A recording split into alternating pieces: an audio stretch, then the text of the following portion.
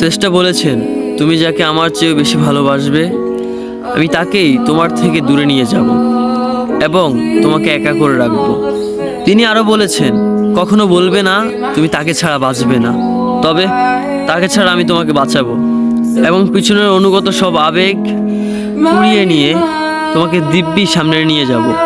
তুমি কি দেখো না, ঋতুরাও বদলে থাকে, ছায়া দেয় যে গাছটা শুকিয়ে গেছে। তোমাদের ধৈর্য হারিয়ে যায়, কিন্তু তোমার স্রষ্টা ধৈর্যশীল এবং পরম দয়ালু।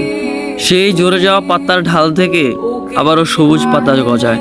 তুমি দেখো না তোমার স্রষ্টার নিদর্শন, যে মানুষটাকে তুমি নিজের অংশ ভাবতে সেই মানুষটাও একদিন অচেনা হয়ে যায়, তোমার মন ভেঙে যায়।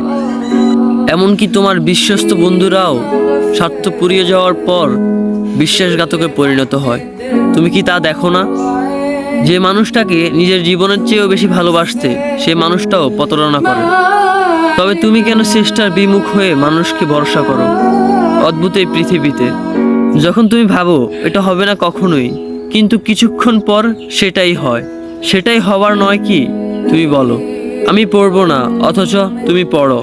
তুমি বলো আমি বিরক্ত হব না, অথচ রোজ তুমি বিরক্ত হও।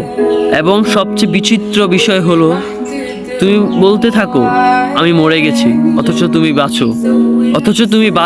তোমার স্রষ্টা তোমাকে বাঁচায়, তোমার স্রষ্টা তোমাকে বাঁচিয়ে রাখে।